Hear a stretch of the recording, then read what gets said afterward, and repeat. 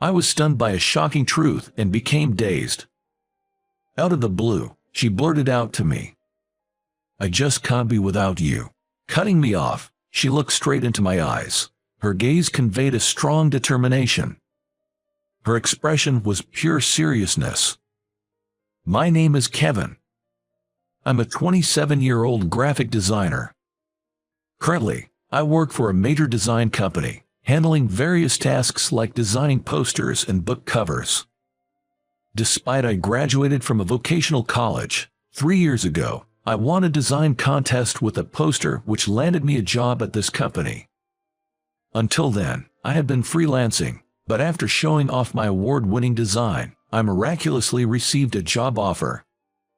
The poster I submitted in the contest had a mermaid theme and was titled Mermaid Princess. It depicted a deep-sea mermaid swimming up towards the surface. The design transitioned from dark to light colors, creating a feeling of hope, which was highly praised by the judges. I have a strong attachment to this Mermaid Princess work as it was a turning point in my life. A job at a major company allowed me to be involved in various projects and led to fulfilling days. However, I had one concern. It was my boss, Director Bob. "Kevin, the font color doesn't match the background.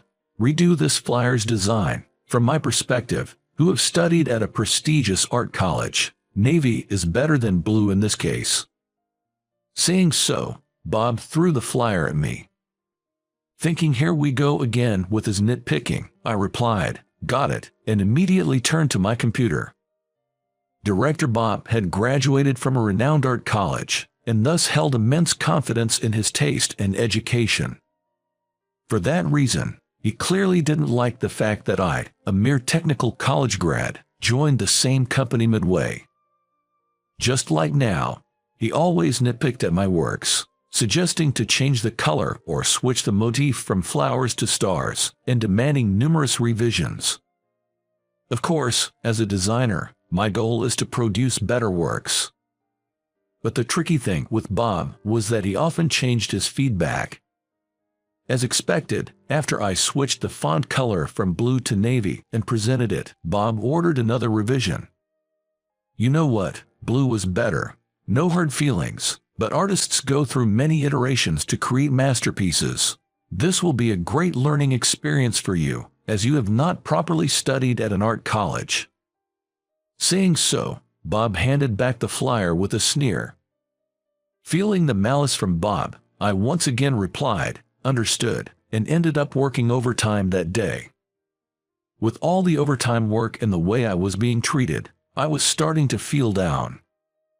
But I genuinely love my job as a graphic designer, and I also wish to become a designer who would someday earn Bob's respect. But man, I sure could use some emotional support.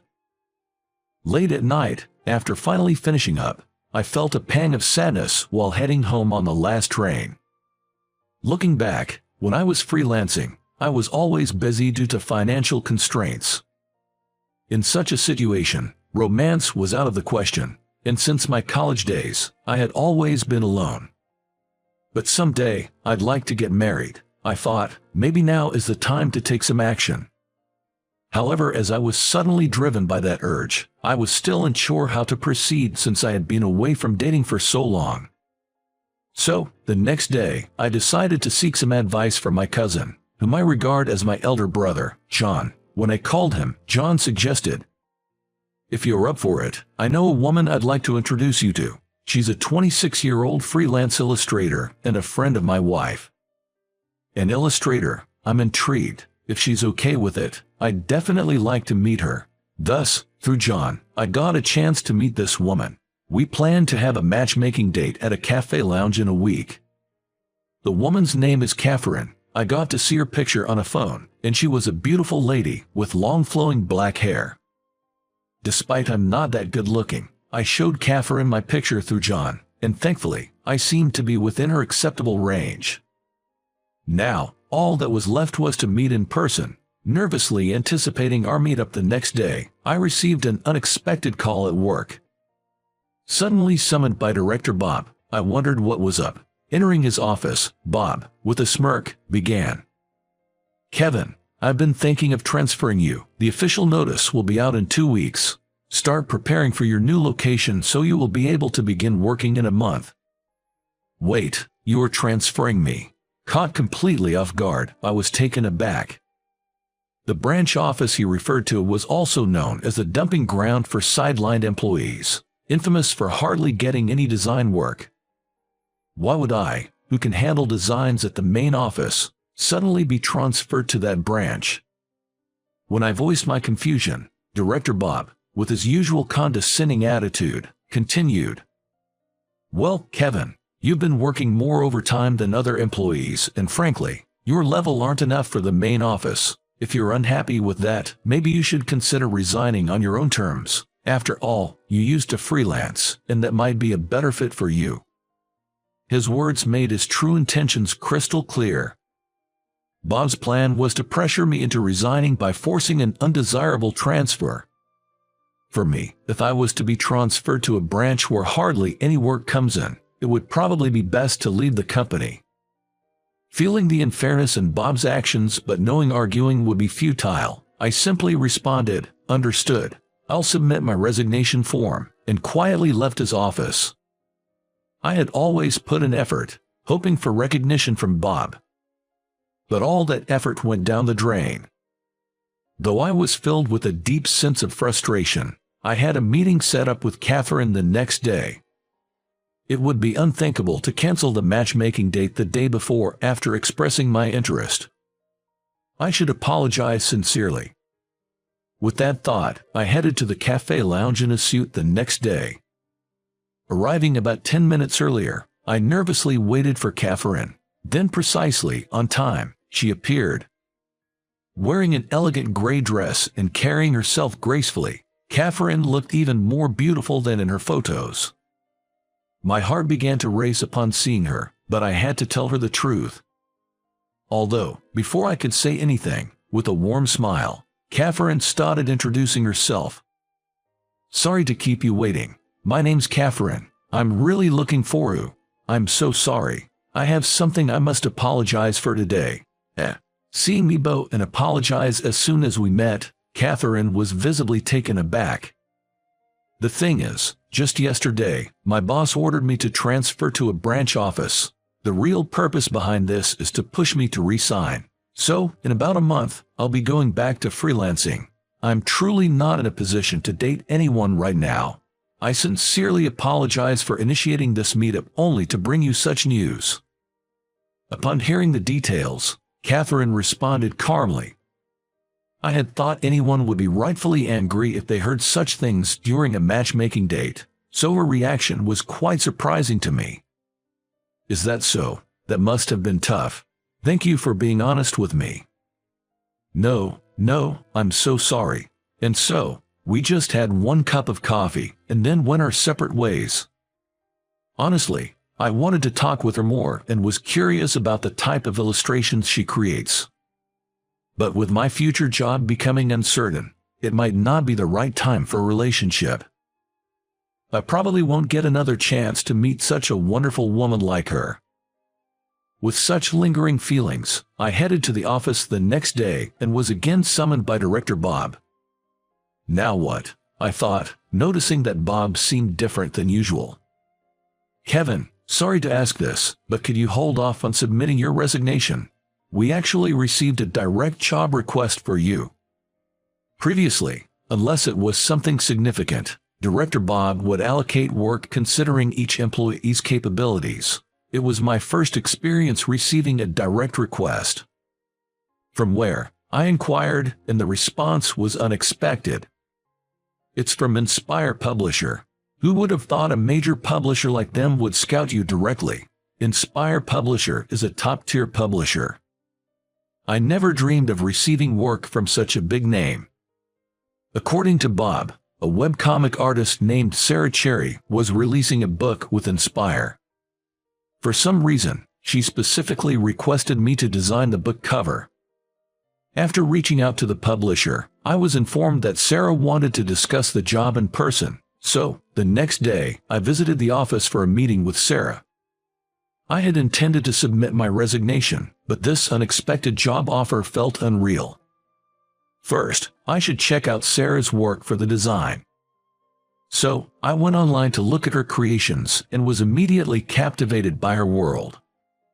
The gentle color palette of her illustrations was very endearing and soothing. But her work wasn't just cute. Sarah's drawings vividly conveyed everyday moments of wonder, making it understandable why she has so many fans. I wondered, what kind of person is Sarah? With anticipation for the next day, I headed to the publisher's office and was led to the meeting room. But the moment the door opened, I was shocked. It was Catherine, the woman I had just met for the matchmaking date. Caught off guard, I managed to say, "Could it be, are you Sarah Cherry?" With a smile, Catherine nodded. "Yes, I work as an illustrator under the name Sarah Cherry." I knew Catherine was an illustrator, but I had no idea she was Sarah Cherry. In astonishment, I slowly said, "But Catherine, are you sure I'm the right fit? I'm the only one in my company with a vocational school degree. There are many more skilled designers out there.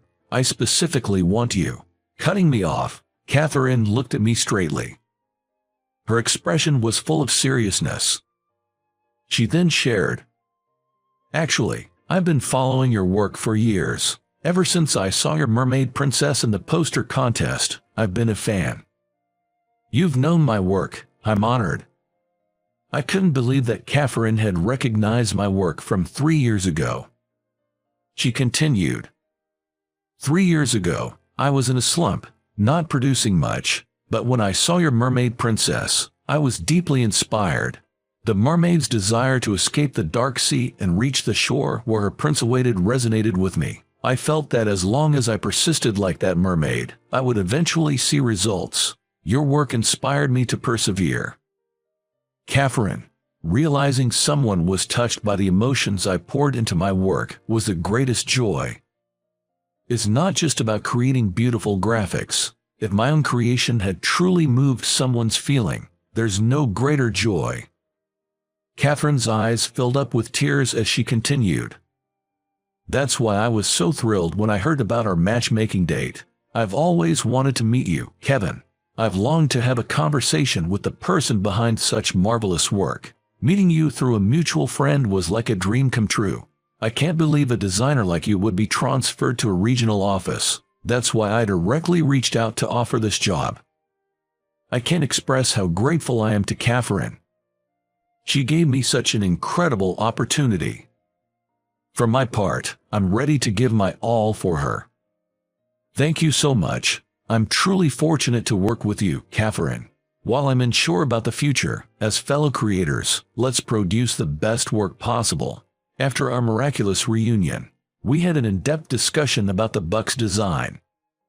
Since it's Catherine's first book, she's particularly attached to it, and I, too, felt a strong desire to meet her expectations. Interestingly, the content of her comic presented Catherine's journey to becoming a successful webcomic artist. When I asked Catherine about her preferred cover design, she responded, "Well, since the story is about dreams coming true and a happy ending, I think a bright cover would be suitable." Hearing this, an idea immediately struck me. "I'd like you to help with one particular aspect," I said, sharing my concept. Catherine agreed enthusiastically, saying, "That sounds great."